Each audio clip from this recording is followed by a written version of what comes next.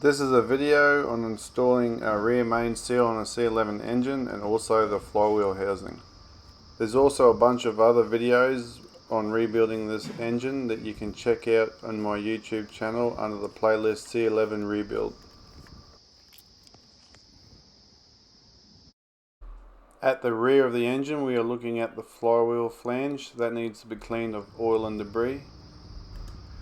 The seal sits inside this cover and it needs to be cleaned front and back before you install it. There's two guide studs to help align where the cover sits. We're just going to place it on there for now, and then we'll get our seal ready and then install it all together. One final clean and we'll let that dry while we get our seal ready. This is the rear main seal. It's got a wear sleeve inside it and blue retaining compound that comes with it, lining the inside of the wear sleeve. This O-ring at the back here says in the manual to put a bit of engine oil on there just to help with installation. Just be careful not to spill any engine oil on any other part of the seal because everything else goes on dry. And as it comes out of the packet, it's ready to go. You don't need to clean it down.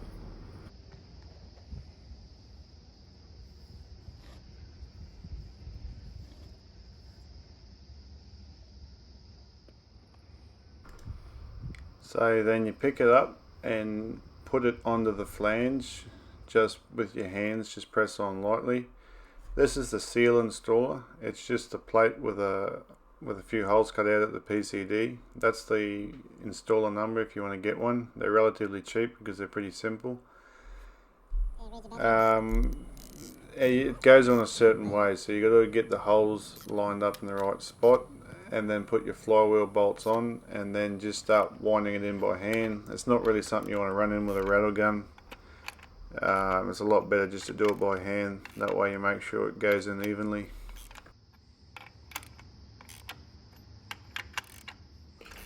Visually check both sides, top and bottom, to make sure it's evenly being brought towards the cover.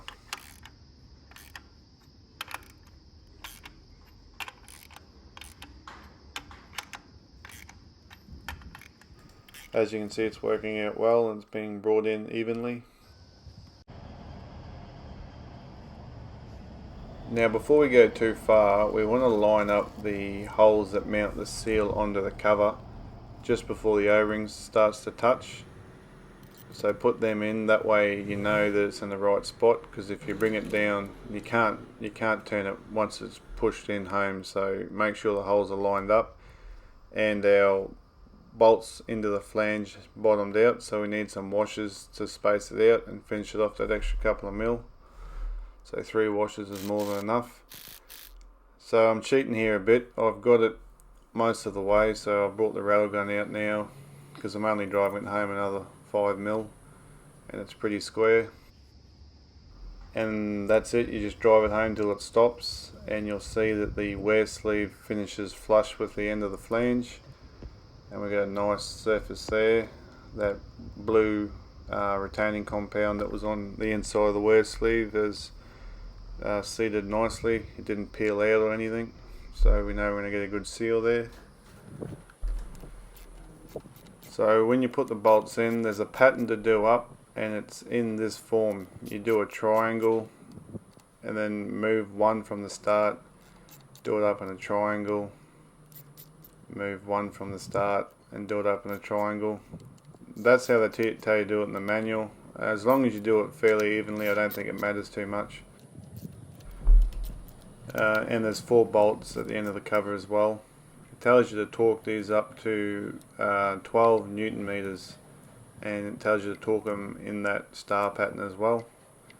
As long as you get it fairly even, you'll be right, and torque those 4 bolts outside as well, and then that's installed. Next we have to install the flywheel housing. So there's a yellow O-ring that goes on the cover. I've put a bit of grease on there, O-ring grease, just to hold it in place while I put the flywheel housing on. As you can see, there's 2 studs on the engine block as well that help you align the flywheel housing onto the block.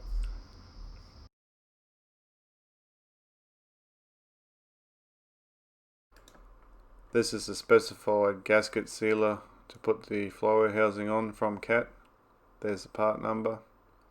So this is the back of the flywheel housing. We need to clean that up with brake cleaner, and we're going to run our silicone bead around the outside like that, and that is where the yellow O-ring presses up against, but we don't put sealant on that.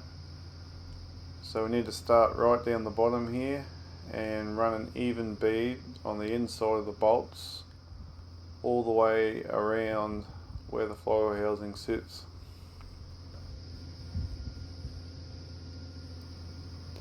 So we need to get our flywheel housing and place it onto the studs there. A couple of bolts on the top to hold it in there while we bring it down. So we'll start in the middle, pretty much around the crankshaft, and work our way out. The bolts on the inside of the flywheel housing are 14mm bolts. They get torqued to 160 newtons, and the two on the top, they're outside the flywheel housing. They get torqued to, these ones here, they get torqued to 100 newton meters. The torque down procedure for the flywheel housing starts relative to the crankshaft and then works its way out, and the bolts on the outside up the top get done last. Mark them with painted pen when you're done, and that's the whole thing installed. If you enjoyed this video, like and subscribe to my channel. There's more videos like this in my playlists. Check them out.